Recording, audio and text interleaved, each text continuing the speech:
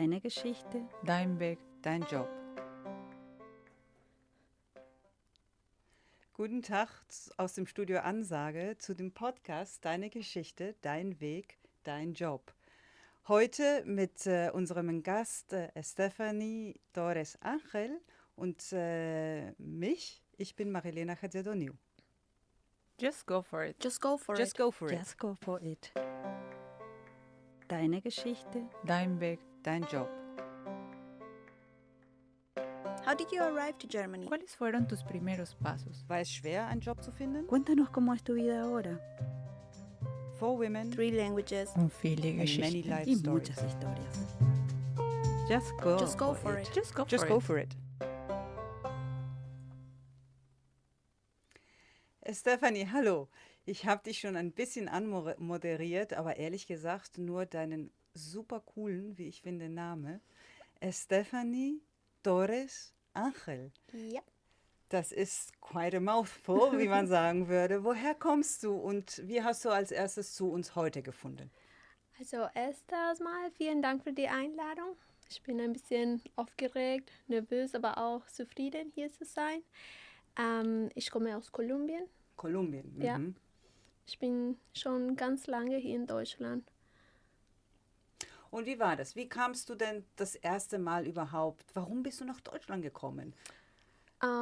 Nachdem ich mein Studium als Journalistin beendet habe, wusste ich wollte nach Europa. Meine Mutter wohnt seit 20 Jahren in Spanien und ja, ich wollte auf jeden Fall nach Europa.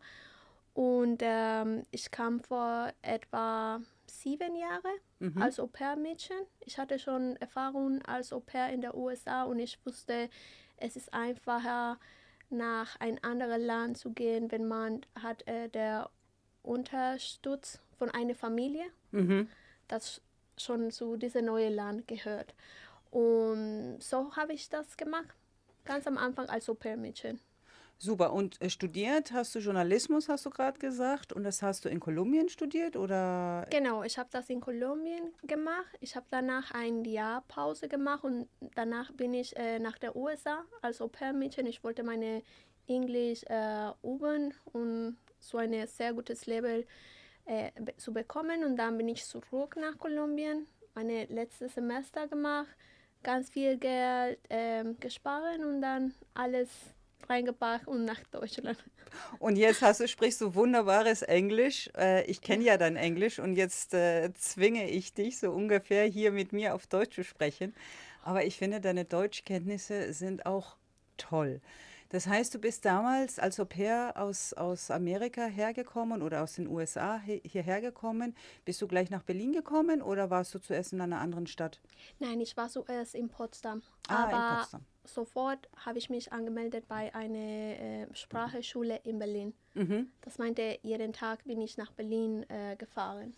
Und konntest du ein bisschen Deutsch schon oder kamst du hier mit 0 Deutschkenntnissen? Nein, eigentlich, also ich weiß es nicht, wie es in anderen Ländern, aber in Kolumbien, man braucht A1, wenn das der Plan nach Deutschland zu kommen ist.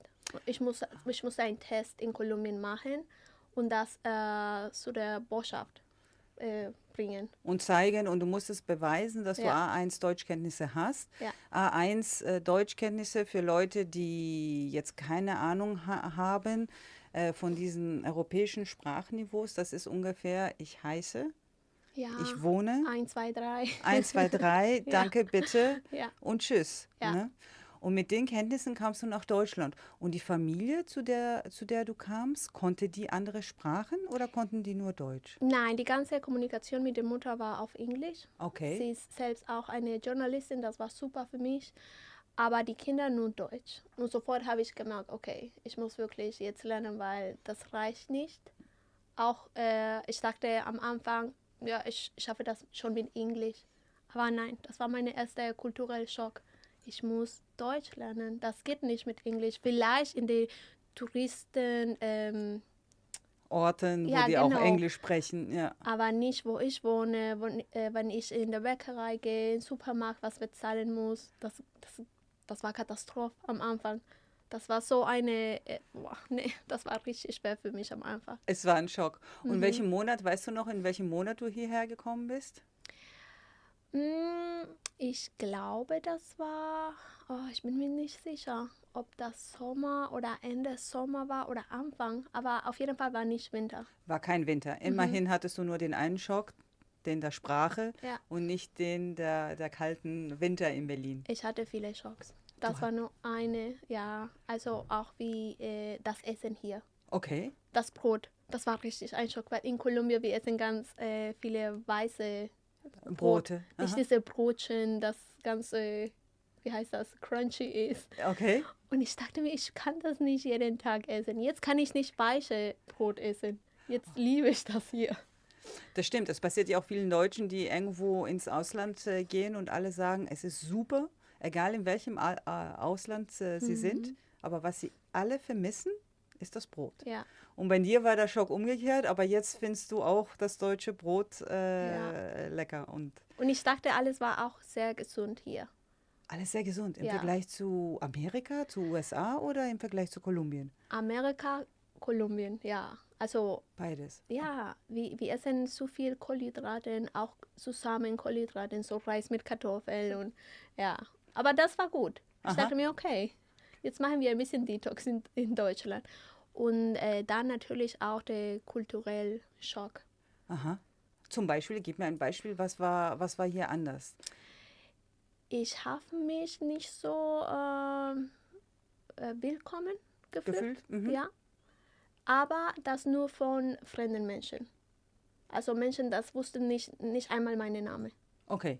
Und- Von denen fühltest du dich nicht so willkommen. Ja, und, Geheißen. und ich dachte am Anfang, die sind alle so unfreundlich und so, aber mit der Zeit habe ich gemerkt, es ist nicht so, aber wenn die keine Verbindung mit dir haben, dann die denken nicht dran, es ist egal. Aber zum Beispiel die Frau von Bäckerei, wenn nächstes Mal jemand sagt, oh, das ist Stephanie, sie kommt aus Kolumbien, von diesem Moment und weiter, sie ist ganz nett, aber nicht früher. Genau. Ja. Früher wärst du zur Bäckerei gehen und vielleicht wird sie nicht mal Kein- Guten Morgen sagen. Ja, Das kenne ich. Und Das in habe ich von Kolumbien ist vielen ganz Leuten anderes. gehört. Genau, das ist ein Schock. Ja, Ja, das kann ja, ich mir ja. vorstellen. auch mit der Sprache in den USA, ich weiß, okay, vielleicht ist nicht so ehrlich, wie die sind und so, aber die haben immer mich motivieren, nee, das machst du super, mach weiter, ich verstehe alles, na, das machst du. Hier habe ich das nicht. Nicht einmal. Ich hatte das Gegenteil. Ich sagte mir, ich ärgere Menschen, weil ich nicht so gut Deutsch verstehe oder reden kann. Ich habe immer dieses Gefühl.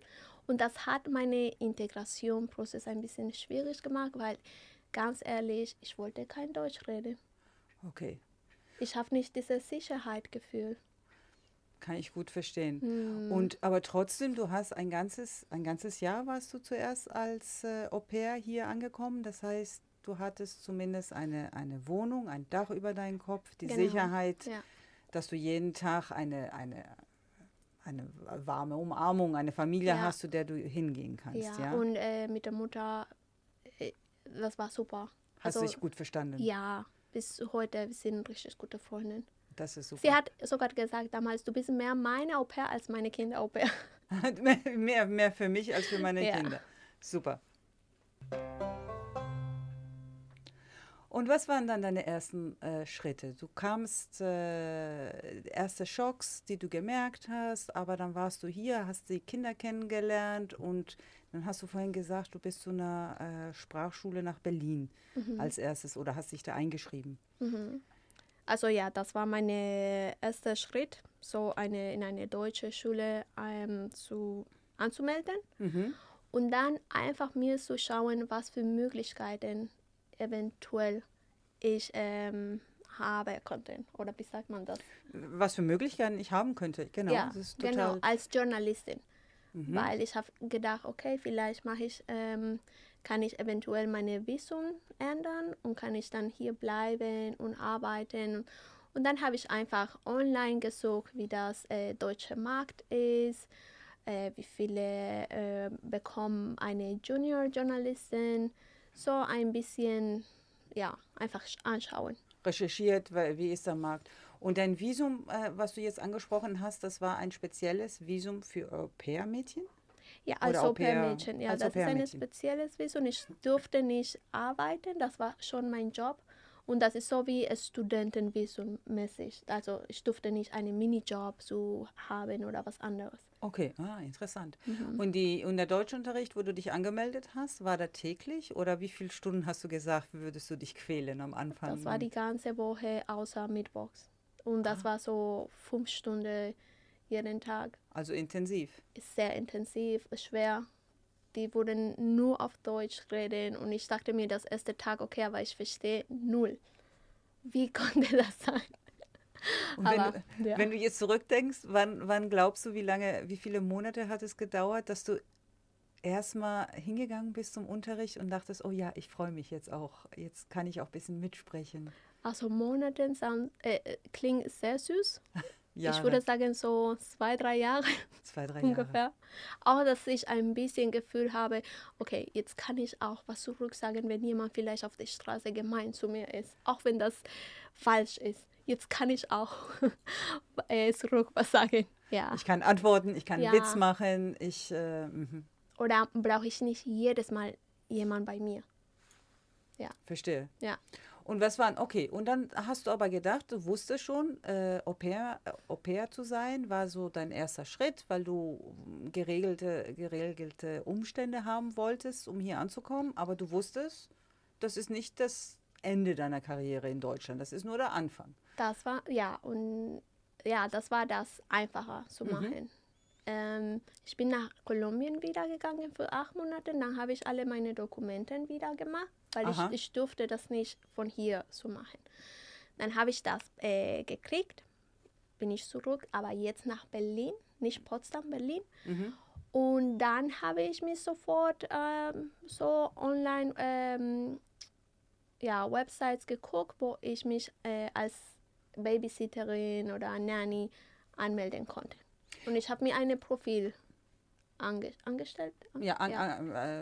Angeschafft oder Ja, erstellt. Du hast erstellt, ein Profil erstellt und du hast die Dokumente, die durftest du in Kolumbien machen. Das sind zum Beispiel deine Diplome, deine Sprachkenntnisse oder dein Visum auch. Du musstest zurück in dein Land, um aus Kolumbien hierher mit dann einem anderen Visum herzukommen? Oder wie Ja, kann ich das also verstehen? ich war sehr verliebt in eine deutsche Typ Aha, und wir haben uns geheiratet. aha, sind wir haben geheiratet. Mhm. Ja. Alte Gesicht, bla bla bla, hihihi. Hat lange gedauert alles, das Prozess und so. Wir sind zusammengeblieben für ein paar Jahre. Dann ist das nicht geklappt und dann entscheide ich, trotzdem bleibe ich hier. Okay. Es war nicht einfach, ich kann nicht sagen, dass ich war glücklich hier. Ich Ja, muss ehrlich am sein. Anfang. Mhm. Aber ich wusste, ich habe Sicherheit in Deutschland. Ich habe mehr Möglichkeiten als in Kolumbien und meine Mutter ist nicht so weit weg.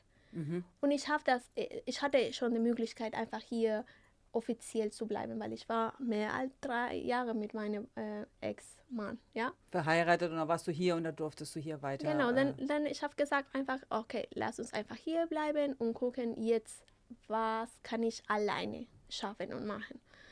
Und aber als ich mit meinem Ex-Mann war, dann habe ich eine deutsche Familie gefunden. Sofort, das war wirklich einfach für mich. Ich habe mein Profil gemacht und in dieser Website, man konnte auch direkt Familien kontaktieren. Und ich habe gesehen, okay, 3 Kinder schaffe ich.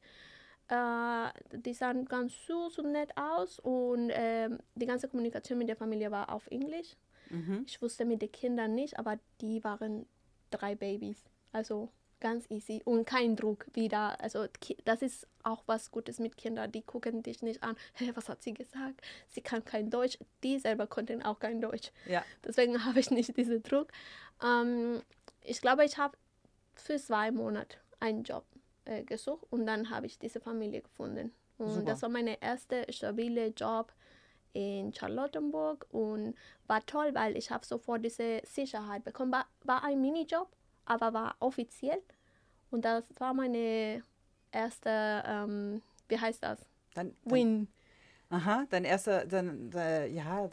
Was ist, dass dann ich ist, selbst gemacht in Deutschland Ja. habe. Und ich hatte auch Jobs als Host. Wie heißt das? Gastgeberin? Gastgeberin, ja, für mehrere Events in Berlin. Aber das war nicht so stabil. Das war eher im PR-Marketing oder Genau. Ja. PR-Marketing-Host sozusagen. Ja, und habe auch ein paar Freundinnen gemacht. Das ist immer gut, wenn man neu in ein Land oder eine Stadt ist. Ein bisschen Networking gemacht. Was noch? Und ja, nach Jahren habe ich meinen ersten Job als Journalistin bekommen. Aber das hat auch lange gedauert. Das hat lange gedauert. Mhm. Und wo hast du den Job als Journalistin bekommen? War das ein deutsches Medium? War das ein Medium, wo du in... Ja, das war ein deutsches Medium, ein Magazin. Und die wollten diesen Mix haben, Deutsch und Englisch. Und eine Freundin von mir hat mir darüber geredet und sie hat mich kontaktieren mit diesen Leuten. Und dann habe ich das Job bekommen als Journalistin und habe ich jede Woche einen Artikel geschrieben auf Englisch. Auf Englisch? Ja, Okay. ganz gut. Naja, und heute machst du das immer noch? Arbeitest du heute immer noch als Journalistin oder? Nein, heutzutage ja, nein. Also ich schreibe nicht mehr für eine Magazine oder so, aber heutzutage mache ich, was ich wirklich möchte. Ich wusste immer, ich wollte in der humanitären Bereich oder Sozialbereich arbeiten, aber das war damals klar für mich, okay, aber Leute zu helfen und so bezahlen nicht meine Rechnungen und so. Und ich bin ganz alleine hier, ich versuche meine Leben in den Griff zu Bekommen? Und ich hatte auch nicht die Erfahrung. Und in diesem Bereich, man braucht wirklich Erfahrung. Man kommt nicht, es ist nicht einfach. Ich sage nicht, man kann das nicht machen, aber es war klar für mich, es war nicht einfach zu sagen, hey, ich will für euch arbeiten, ich habe die ganze Interesse und es liegt wirklich in mein Herz. Okay, vielen Dank. So, jetzt hast du uns ein bisschen erzählt. Ja, am Anfang war das für dich ganz wichtig, auch wenn es nicht so einfach war, die Sprache zu lernen. Dann hat es 2, 3 Jahre gedauert. Dann hast du auch angefangen, selbstständig andere Jobs zu machen. Du hast sehr viel in der Kinderbetreuung gearbeitet. Und dann hast du auch einen Job in Journalismus gefunden. Und dann hast du aber auch gemerkt, okay, ich kann und ich will auch mehr.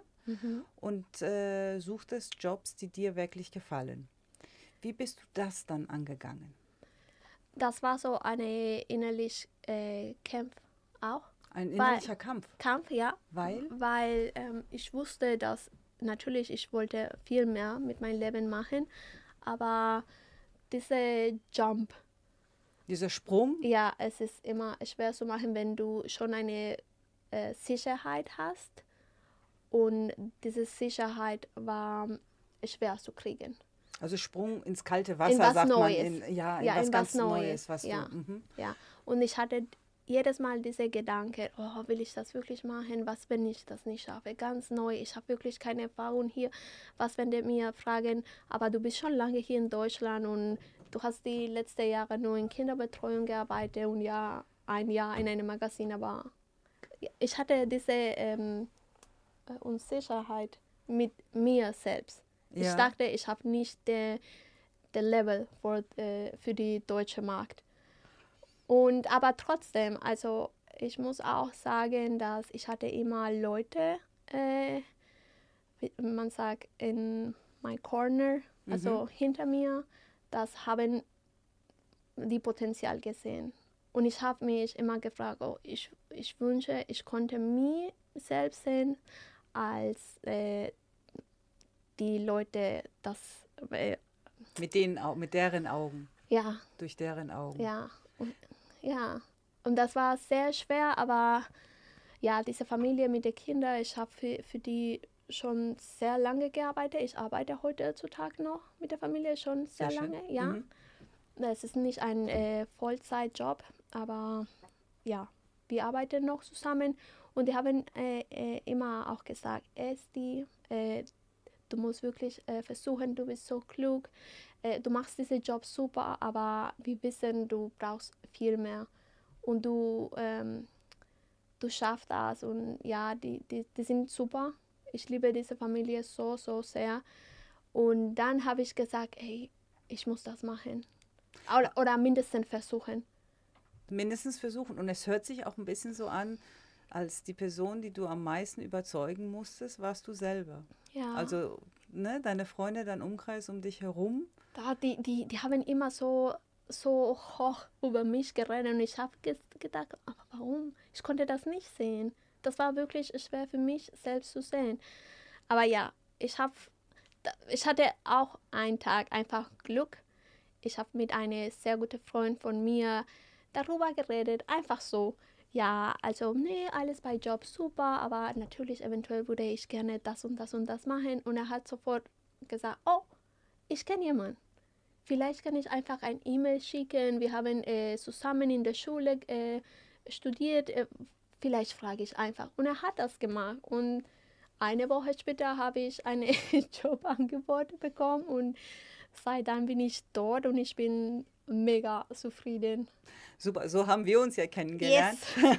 Jetzt können wir das sagen. Jetzt dürfen wir das auch sagen, weil ich hatte damals auch einen zweiten Job. Mhm. Und so haben wir uns kennengelernt und ich dachte, ach, wir hatten ja auch noch die Just Go For It im Aufbauen und ich dachte, ey, ich suche eine Projektassistentin, ich suche eine Frau und dann wohntest du noch in Kreuzberg, Ecke. das war perfekt und ich glaube, das hat nicht mal 24 Stunden gedauert, da hatten wir dir einen Job angeboten. Oh, ich war so nervös mit diesem First Interview. Ich war in Griechenland, weißt du noch? Ja. Nächsten Tag, ich war komplett krank mit Salmonella. Aber ich war so glücklich, ich muss nach Deutschland, ich muss diesen Job bekommen. Und das war so ein Teams-Interview, das Ja, war ja. online, genau. Und dann ich komme sogar, mein Vater kommt aus Griechenland und dann sehe ich Stephanie in Teams und ich sage, wo bist du gerade? Ja, in Griechenland. Ich sage, ach, das passt ja alles. Ja. Ja, und seitdem bin ich bei Just Go For It. Und ich bin so dankbar. Und ich muss sogar sagen, das ist mein erster Eindruck. Ja? Ich sagte mir, warum habe ich nicht von so einer Initiative früher gehört? Ich konnte so viel mehr schaffen damals mit so einer Space für Frauen, mit jemandem, das kann uns Unterstützen. mit dem ganzen Integrationsprozess und ja, also das war mein erster Eindruck. Und es gibt wahnsinnig viel in Berlin, aber manchmal, ja, man sagt immer, fragend kommt man weiter. Es gibt so viel, aber das heißt noch lange nicht. Ne? Du hast da gefragt, deinen Bekannten, der hat seine Bekannte gefragt und irgendwie so hat man zueinander gefunden. Ja, und vielleicht war auch der richtige Zeitpunkt. Vielleicht war ich auch früher nicht bereit und ich musste was anderes machen mit mir selbst. Weißt du, meine Selbstbewusst ein bisschen Stärken ja. und dich finden. Ja. Super.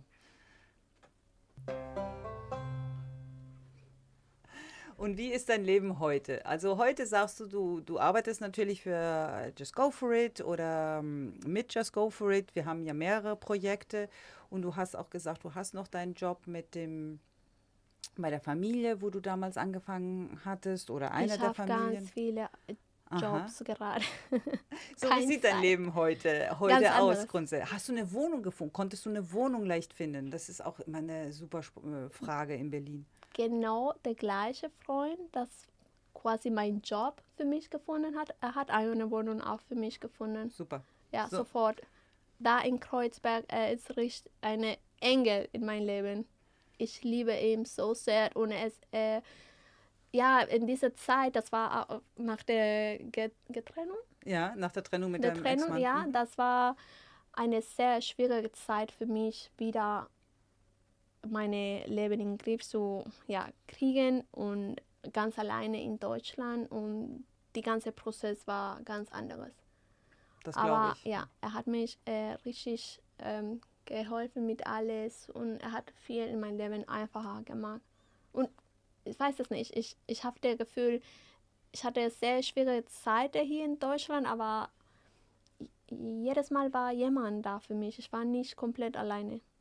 Und du warst auch ziemlich für dich da, weil ich kann mich erinnern, Eine meiner ersten Fragen, weil ich wollte auch, dass du für uns arbeitest und ich dachte, aber ich suche selbst Leute, die selbstständig sind, ja. Und so bist du selbstständig, kannst du eine Rechnung schreiben? Und ich so, klar kann ich eine Rechnung schreiben. Ich habe hier diese App, ich weiß nicht mehr, wie sie heißt, aber du hast dann eine App Ja, und ja. das sind andere Leute, die quälen sich und denken, ja, wie kann ich hier ein Gewerbe anmelden oder eine Freiberuflichkeit? Und du in irgendeiner Sprache, egal ob Englisch, Deutsch oder Spanisch, hast das alles schon hingekriegt. Ja, ich habe das ein bisschen recherchiert und ich habe sofort gemerkt, okay, was, alles auf Deutsch, diese Bürokratik, richtig schwer. Und dann habe ich, okay, was andere Möglichkeit habe ich? Vielleicht auf Englisch, habe ich eine App gefunden, habe ich probiert. Mhm. Das war mega einfach. Ich dachte mir, nee, das klappt nicht. Und nach einer Woche habe ich meine Steuernummer bekommen zu Hause. Und ja, dann wusste ich, jetzt darf ich das machen und kann ich so Jobs auch machen. Und selbstständig und inzwischen reichst du jedes Jahr deine Steuererklärung ein. Das ist alles Ja. super und weißt ganz genau. Also bis jetzt hatte ich kein Problem. Ich hoffe, keine kommen und jemand sagt, aber Sie haben das nicht gemacht. Nee, das hört sich alles Hoffentlich. toll an. Ist, Ich habe meine Rechnung bekommen, ich habe das bezahlt. Ich hoffe, es ist alles gut in diesem Land. nee, das ist alles geregelt. Das Ja, ist, aber wie gesagt, heutzutage habe ich viel Arbeit und Arbeit, das ich genieße. Ja, ich arbeite als Content Creator und Graphic Designer und ich mache Promo-Videos für Events in Europa. Ich arbeite noch in Kinderbetreuung. Ich arbeite als Social Media Manager für Just Go For It und jetzt quasi als Coach. So, es ist ganz viel und jetzt habe ich eine super Partner bei meiner Seite und wir wohnen zusammen und ja, life is good. also heute im Vergleich zu damals kein Vergleich. Heute geht es dir gut. Ja. Und okay, und wo soll die Reise weitergehen? Willst du dich weiter in Journalismus? Willst du dir das alles ein bisschen offen lassen? Willst du weiterhin soziale Projekte machen? Offen. Flexibilität war immer für mich eine, wie heißt das? So ein Tool. Aha, ein Werkzeug. Ja, ein Werkzeug. Und ich finde, wenn du flexibel bleibst, du hast mehr Möglichkeiten und du kannst, wie heißt das, dass das Leben dich überreicht. Die Überraschungen des Lebens annehmen und einfach Ja. auch go with the flow, Ja, ne? Was ja. sagst du? Also ich habe natürlich ein Ziel und ich würde gerne wirklich in der humanitären Bereich so arbeiten und so in Ausland gehen, in Missionen und so, aber gerade Sammelerfahrung. Sammelst du Erfahrung auch hier? Und man muss auch sagen, der soziale Bereich, in dem du tätig bist, ist ja sehr ähnlich. Der Unterschied ist, der humanitäre Hilfebereich ist eher für Projekte im Ausland, im nicht-europäischen Ausland. Wobei soziale Hilfe machen wir im europäischen sozusagen oder in Deutschland. Ja, und Äh, gerade bin ich ist sehr zufrieden mit ähnlich. meinem Leben hier. Aha. Also das macht Sinn und ja, also ich habe auch meine Beziehung mit Deutschland geändert. Ich sehe alles von einer anderen Perspektive. Ich glaube, seit Covid, das war der Punkt, wo ich aufgehört habe, schlecht über dieses Land zu reden. Also Aha. schlecht zu sagen, hier man kann nicht zufrieden sein, ich kann hier nicht glücklich, ich muss weg, bla bla bla. Aber wenn Covid passiert, ich habe mich so sicher hier gefühlt. Ich habe gesehen, wie wichtig diese anstrengende Struktur ist. Ich habe gesehen, wie alles in Kolumbien war, sogar in Spanien. Und hier nicht einmal habe ich das Gefühl, dass was konnte zu mir passieren. Auch das Gesundheitssystem hier, super. Ich liebe es. Und ja, eine sehr gute Sache, einfach Deutsch reden. Weil, wie gesagt, jetzt habe ich auch die Sicherheit, dass ich kann auf meine Füße aufstehen und für mich da sein und was sagen, wenn jemand mich poorly treat oder Wenn dir so. jemand doof kommt oder. Ja, Es ist auch super spannend, weil ich glaube, Corona und diese ganze Pandemie Weil es war ja keine Simulation, es war eine wirkliche ja. Sache und die hat uns allen sehr viel beigebracht. Geändert, ja. Ich habe für mich damals, ich habe entschlossen 2020, dass ich Deutsche werde, weil ich dachte, jetzt mache ich den Antrag, weil genauso wie du sagst, ja, wenn ich jetzt im Ausland gewesen wäre, wo würden die Leute mich hinbringen? Nicht nach Ja. Deutschland, aber mein Zuhause war ja hier. Ja, ja, ja. Und du hast auch gesagt, das ist super spannend. Du fandest dann, die Beziehung zu Deutschland hat sich bekräftigt. Ja, Und heute, wenn du sagst, ich vermisse aus Kolumbien, was vermisst du aus Kolumbien? Eine Sache. Es sind sicherlich viele Sachen, die man vermissen kann, aber wenn du eine Sache, ja, wie zufrieden Leute leben mit ganz wenig. mit Die- ganz, Ja, die die sind brauchen, doch erfüllt und ja, ja, wir sind glückliche Mensch, egal was. Wir bleiben mit einer Lach, mit einem Lachen, mit einem Im Lächeln, mit Gesicht. einem, ja. ja. Und wir sind immer nett zueinander, auch wenn wir die Leute nicht kennen. Das vermisse ich. Und das willst du auch gerne hier den Leuten beibringen und auch Ja. freundlicher sein, auch wenn man die Leute nicht kennt. Ich ein versuche offenes immer, ja, Gesicht. ich versuche immer nett zu sein und ich rede nicht darüber, aber ich glaube, wenn du mit deinem Licht Lächeln, rauskommst, ja, nein, ja. nicht lächeln, Licht, Mit deinem Licht. deine, Ja. vielleicht die Leute bekommen ein bisschen und, weißt du, Ja. man kann das multiplieren, wie heißt das? Ja, das kann sich Ja. vermehren. Das kann man, ja. Man das, muss nicht immer das zeigen oder darüber reden, guck mal, mach das, nein. Und auch wenn du vielleicht nicht nett zu mir bist, ich bleibe ganz ruhig und ich glaube immer, die andere würde darüber denken. Ja. Ich war so doof und warum ist sie so nett trotzdem? Ja, das stimmt. So kleine, Mit eigenem Beispiel Kleinigkeit. vorangehen, das stimmt, das ist Ja, super.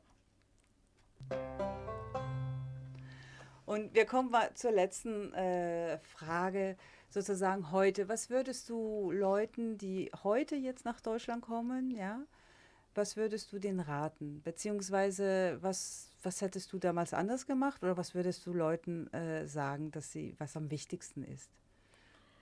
also ich weiß es nicht, ob ich damals was anderes gemacht hätte. Wahrscheinlich nicht heiraten. Okay. Aber Das dann hat wurde nichts mit ich nicht in Deutschland. Ich würde nicht hier in Deutschland. Aber ich würde Leute empfehlen, offen zu bleiben zu Möglichkeiten. Ich weiß, wir kommen vielleicht mit einem Beruf und wir wollen sofort in unserem Bereich arbeiten, aber passiert nicht immer so und auch nicht in unserem Land. Als ich raus von Uni war, Weg war? Mhm. ja, ich habe nicht sofort als Journalistin für eine Newspaper gearbeitet oder so. Das ist einfach ein Prozess, aber flexibel zu bleiben, ja, es ist wichtig. Und vielleicht sich informieren über Integrationsinitiativen, ja. Mhm. Es gibt so viele in Berlin, aber es ist nicht eine Sache, dass man findet, wenn man auf die Straße läuft. Ich habe das nicht gefunden. Ich habe sogar nicht, ich wusste nicht, dass Initiativen für Integration in Deutschland es gab. Dass Ich wusste es gibt. Mhm. Ich wusste, das ist eine große Topic, ein großes Thema in Deutschland, aber ich wusste nicht, okay, aber was machen die Leute dafür? Und so Spaces wie Just Go For It zu finden, ich finde das top. Das konnte viel Aspekte einfacher zu machen in diesem Integrationsprozess in ein Land wie Deutschland. Ja. Und Leute begleiten, Arbeit zu finden, aber auch ihre sozialen Initiativen zu finden. Mhm. Super interessant. Ich Ja. freue mich auf jeden Fall auf die weiteren Projekte, die wir zusammen haben.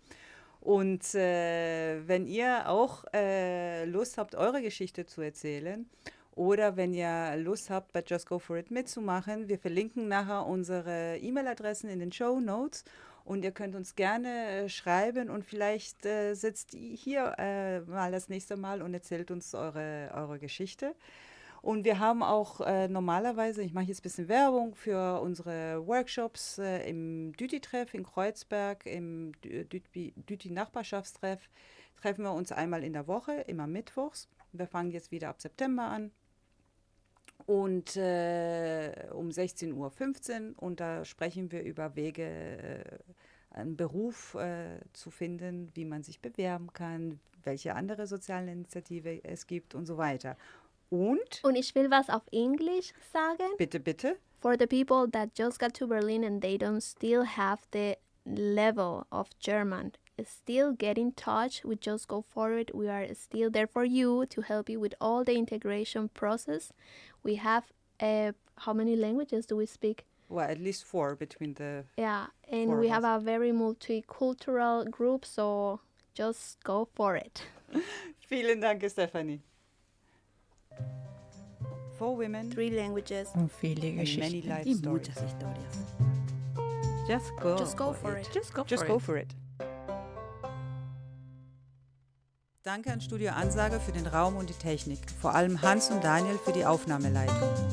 Danke Swantje Reuter für Expertise, Mut und Zuspruch. Und natürlich unseren Gästen.